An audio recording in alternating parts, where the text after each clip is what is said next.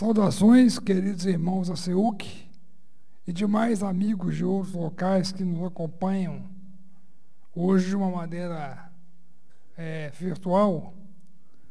Mas, queridos, eu queria falar com vocês como o que eu tenho sentido nesses dias de isolamento. Tem um versículo na Bíblia que fala muito bem o que eu tenho sentido em relação a vocês.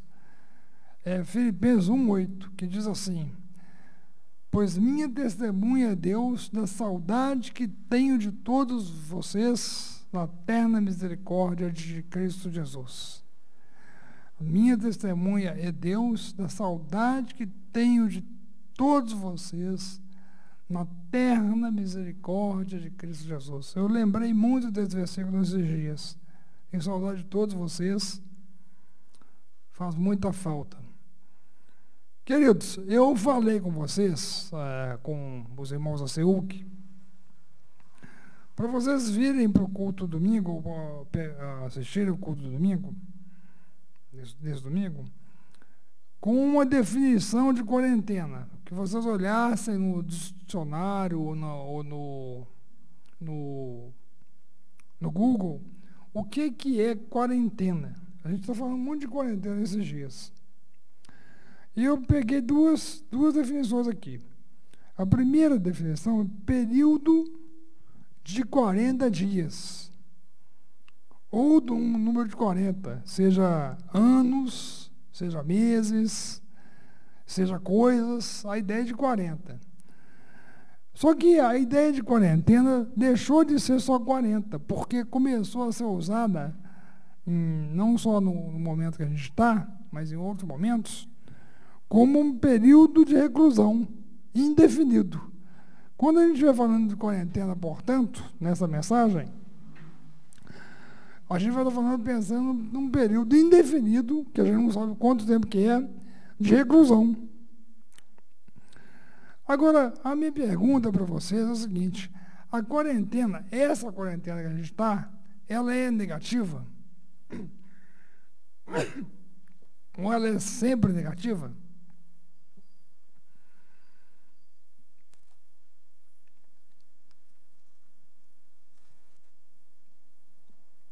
A maioria de vocês vai responder que sim. Na verdade, eu tenho orado para Deus abreviar o tempo desse isolamento nosso. Mas eu quero dizer para vocês que as nossas orações não têm que ser somente para Deus abreviar o tempo, ou para acabar logo essa questão e esse vírus, né? Porque tem que ter uma outra oração. Orar para que Deus cumpra o que Ele quer com essa quarentena, porque Deus quer alguma coisa. Então, a quarentena pode ser também positiva. Existem muitas quarentenas na Bíblia. Eu lembrei de algumas. Por exemplo, eu lembrei da Arca de Noé, que foi 40 dias literais. A água ficou... houve dilúvio, e eles ficaram dentro da arca por 40 dias. Eu lembrei de Davi, na fuga de Saul, que foi mais ou menos 20 anos, ou um pouquinho mais, que não foi então 40 dias, né? Nem 40 anos. Lembrei também de Jesus no deserto, sendo tentado. Ele ficou 40 dias sendo tentado no deserto. Lembrei até de coisas proféticas, como Apocalipse 12, que uma mulher que representa o povo de Deus na ocasião, é profética futuro, que ela vai ficar no deserto por 3 anos e meio. E aquilo ali tem uma aplicação muito interessante de que o deserto, de que esse isolamento, de que essa coisa erma, sempre é limitado, nunca é eterno. Ninguém fica no deserto por resto da vida. Então, vou te perguntar, essa quarentena nossa, do Brasil, do mundo, aliás, ela é negativa? E ela é sempre negativa? Então, eu oro para que Deus abrevie o tempo, mas eu também preciso orar para Deus usar a quarentena na minha vida, na sua vida, na nossa vida. como Deus vai usar a quarentena e que Ele aprove usar para coisas boas nas nossas vidas. Então, eu quero dizer para você o seguinte, essa terceira pastoral em tempos de crise, eu quero dizer para vocês o seguinte, gente, os tempos de crise podem ser vistos não somente como problema, mas como oportunidade.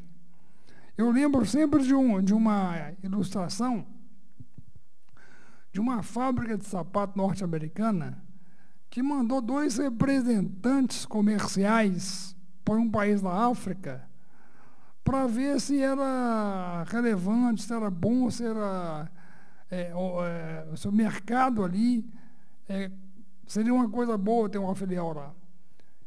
Os 2 representantes passaram um mês. Depois de um mês, um escreveu assim: péssimas perspectivas. Aqui ninguém usa sapato. O outro escreveu: ótima perspectivas. Aqui ninguém tem sapato. A mesma circunstância, olhada de pontos de vista antagônicos. Não, aqui ninguém usa sapato, então não vai vender. Mas aqui ninguém tem sapato, então vai vender muito. Eu queria dizer com isso, irmãos, que nós podemos olhar para os tempos de crise como problema ou como oportunidade. E eu quero que nós olhemos como oportunidades. E eu pensei, então, em uma quarentena, ou melhor, em 3 quarentenas aqui, de um mesmo homem. Eu pensei em olhar para Moisés como exemplo de quarentena, porque Moisés, a vida dele, foi 3 períodos de 40 anos. Então, eu queria pensar em cada um desses períodos como uma quarentena. A primeira quarentena, eu queria que você abrisse sua Bíblia em Atos 7.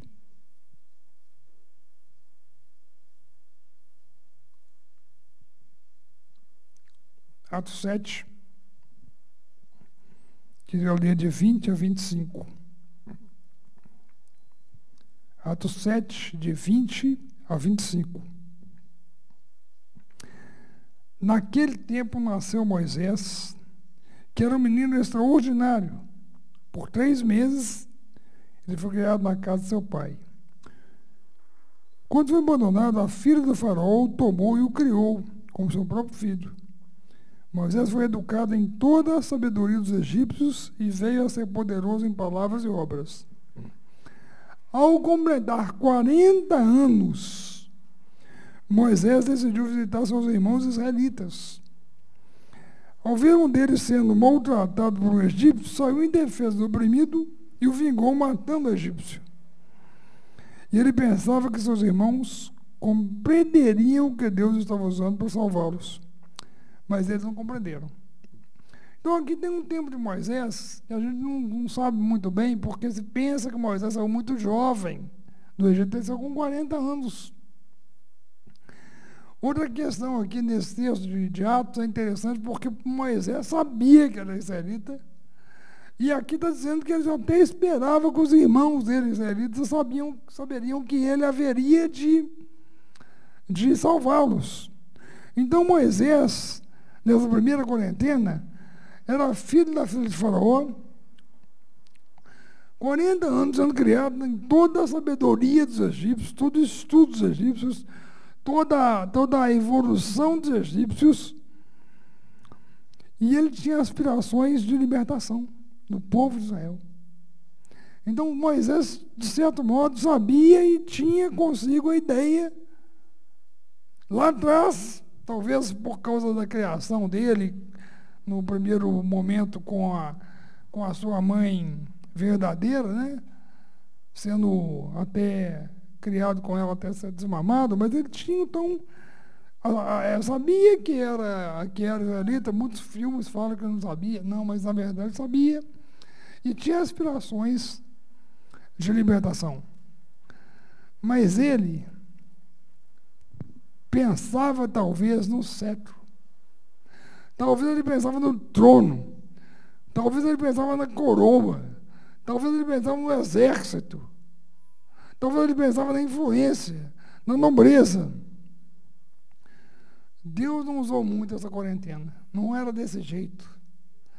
Então, o primeiro momento de Moisés, a primeira quarentena de Moisés, na verdade, era um contra-exemplo. Era muita agitação, não era isolamento. Mas aí Moisés fugiu. E aqui tem a segunda quarentena. Eu queria que você continuasse em Atos 7, lendo 27 a 30.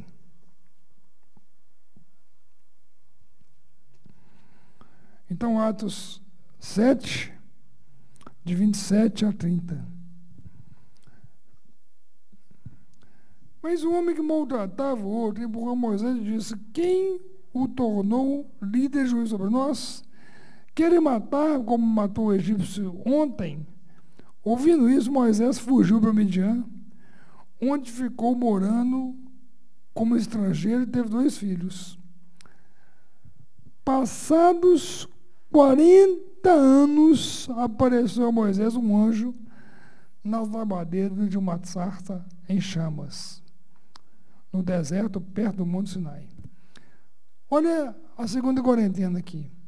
Moisés chegou lá em Midian com 40 anos, ficou morando lá e ficou apacentando, a gente vê em outros textos, né, do Antigo Testamento, ficou apacentando o rebanho do sogro dele, o homem chamado Jetro Reuel. E o Jetro Reuel, é interessante pensar o seguinte, ele era sacerdote de Midian. E, irmãos, a gente tem que pensar o seguinte, tem que olhar a Bíblia de maneira mais ampla. O que era e quem era Midian? Porque naquela época, todo ser humano, todo homem do sexo masculino, formava um clã, o clã aumentava e formava uma nação. E geralmente a nação tinha o nome do homem. Midian, o homem Midian, o ancestral, pai daquela nação, ele era filho de Abraão. Porque Abraão teve um filho chamado Ismael, com uma serva. Depois ele teve Isaac com Sara, o filho da promessa. Depois que Sara morreu, ele casou com uma mulher chamada Quetura. Ele teve 5 filhos com ela. Um deles era Midian. Então a origem de Midian era a origem de crer no Deus invisível. Era a mesma coisa. Era o mesmo Deus. E aqui um homem que era sacerdote. Então, o Jetro Reuel era um senhor que conhecia muito bem Deus. A gente vê isso até mais para frente da história, os conselhos que ele dava para Moisés. E eu acho que Moisés ali, né, nos 40 anos, de 40 a 80 anos, ficou ouvindo muita coisa, ficou sabendo muita coisa. E aqui, essa segunda quarentena, é a quarentena do isolamento. É mais parecida com a nossa. Porque o homem ficava quase que o dia inteiro só com as ovelhas, apacentando as ovelhas do sogro dele. Então, tudo que ele tinha no Egito, ele não tinha em Midian. Tudo que era dele, ele não era muito coisa dele, ele era estrangeiro. E aquele cetro que ele pensava ficou na memória, porque ele tinha agora não um cetro, o que ele tinha? Ele tinha um cajado, uma vara. E ele não tinha aspirações de libertação. Curiosamente, ele é o contrário da primeira quarentena. Agora, depois de 40 anos ali, em reflexão, em isolamento, em solidão, em silêncio, em solitude, ele estava ali, sem pensar muito nesse negócio da Deus quer que eu liberte o povo. Não tinha isso. E é curioso o seguinte, pensar que Moisés, talvez, o pensamento dele era assim, não, eu estou velho. Curiosamente, eu queria que você abrisse a sua Bíblia em Salmo 90. Porque o Salmo 90 é um salmo da época de Moisés. É um salmo antigo. O Salmo 90 tem um versículo que eu queria que você percebesse. para entender o que Moisés estava sentindo nesse momento da vida dele. Salmo 90, versículo 10. Diz assim, olha, os anos da sua vida chegam a 70. Olha só o que o salmista diz, os anos da sua vida vai até 70. Ou 80 para quem tem mais vigor. Entretanto, são anos difíceis e cheios de sofrimento, pois a vida passa e nós voamos. O que o salmista está dizendo? Olha, nossa vida chega a 70, no máximo 80. E se chegar a 80, é muito canseiro, é muito anos de sofrimento. Então, Moisés, nessa época, talvez pensasse isso. Sabe, curiosamente, quem escreveu isso? É só você ler antes do versículo 1. Oração de Moisés, homem de Deus. Foi Moisés que escreveu que a nossa vida chegou a 80. Entretanto, nós conhecemos Moisés só para depois do que ele fez com 80 anos. Lá depois de 40 anos em Midian, tendo então uma primeira quarentena no Egito, a segunda quarentena lá sem nada. Até o rebanho era do sogro. Ele só tinha uma coisa. Ele não tinha um cetro, mas tinha um cajado. E, na verdade, só tinha isso. E é curioso, então, ver o que Deus fez com esse homem nessa quarentena, quando ele achava que ele não tinha nada, que ele estava velho, que tinha acabado, a vida estava acabando. Então, ele encontra Deus ali, na sarça ardente perto do Sinai. A Bíblia diz em Êxodo 4,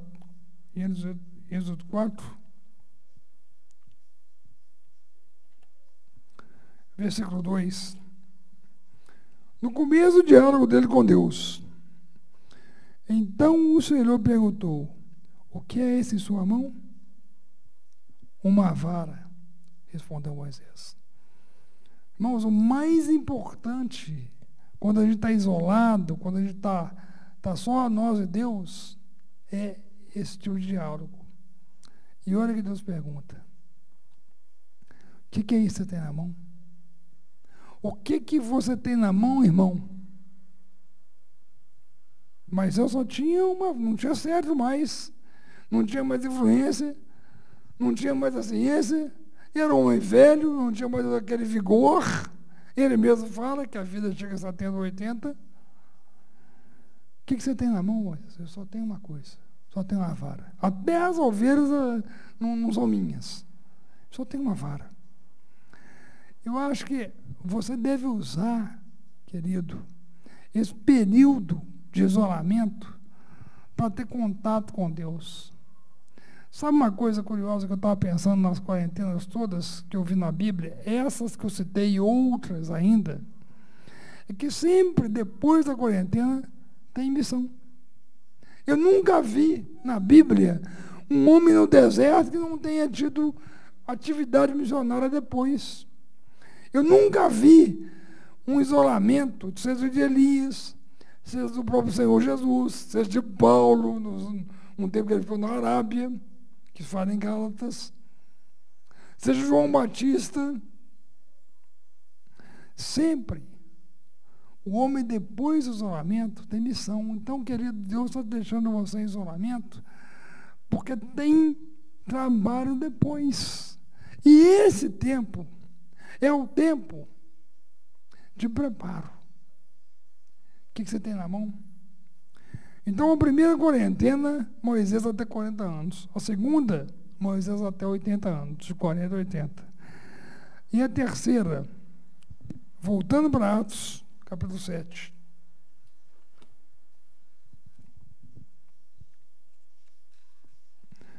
Atos 7.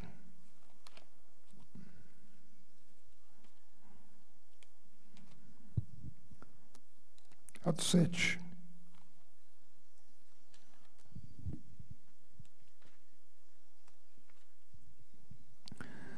Versículo 35 a 40.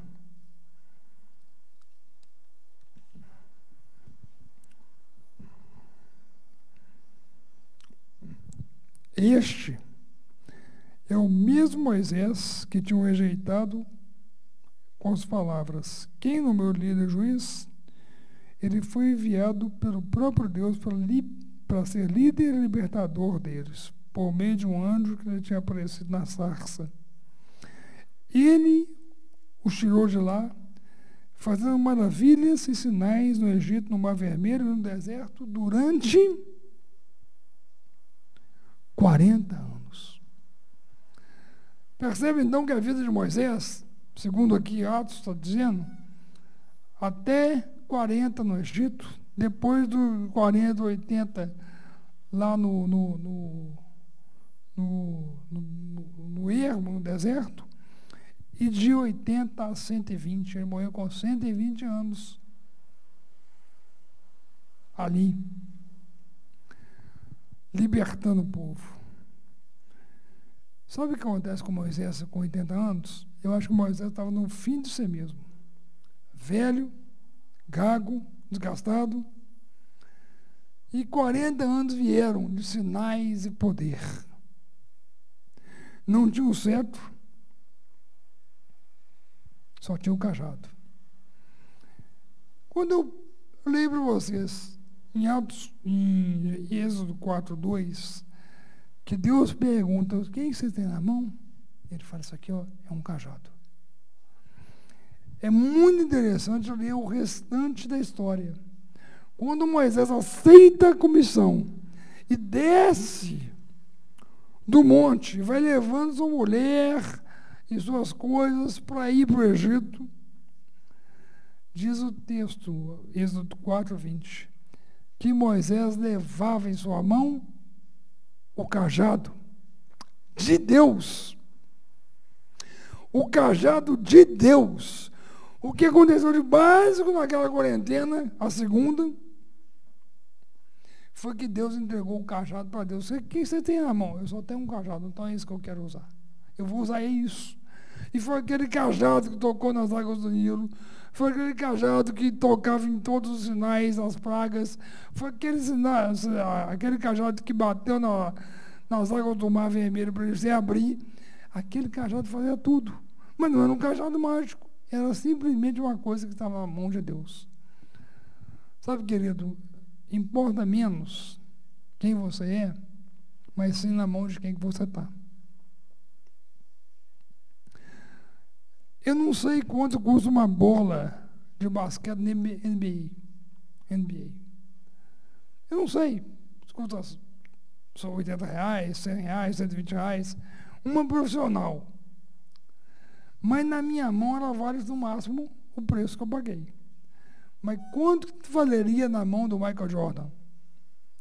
Porque foi o cara que mais ganhou dinheiro com basquete que eu tenho notícias. Por quê? Era na mão de quem a bola estava. Então, quem que está segurando você na mão? Importa menos se você tem 40, tem 80, tem 100 anos, não importa isso tanto. Importa mais quem está na mão, quem está segurando na mão. Então, eu queria falar desses 3 períodos de 40 anos da vida de Moisés, pensando que a gente está na segunda quarentena, aqui de Moisés. A gente não está no agito e a gente não está em atividade. A gente está aqui no segunda. Mas eu quero dizer que a segunda sempre é um preparo para a terceira. A segunda é sempre o isolamento, é o momento necessário. E é um nome na Bíblia inteira de deserto, ou que é espiritualidade, e missão. Então, se prepara para a missão. Eu quero tirar algumas aplicações dessa rápida reflexão.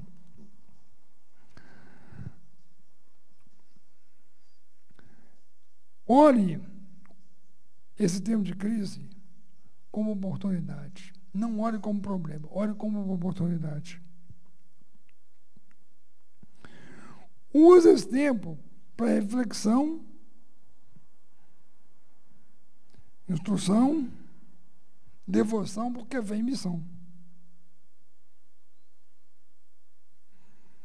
Sempre nas Escrituras, os tempos de isolamento antecipam o tempo de missão. Foi assim com Moisés, foi assim com Davi, foi assim com João Batista, foi assim com Paulo, foi assim com Jesus. Sempre. A pergunta que eu quero deixar no final de tudo isso aí é, nesse momento de isolamento, ouça a palavra de Deus e a pergunta dele: o que você tem nas suas mãos? Eu vou continuar orando para Deus abreviar esse tempo, mas a minha oração não vai ser só essa. Vai ser: Senhor, usa a quarentena na minha vida, usa a quarentena para a minha devoção, usa a quarentena para o meu preparo, usa a quarentena também. Eu não quero a quarentena, eu não quero o coronavírus, mas eu quero o que ela pode me dar.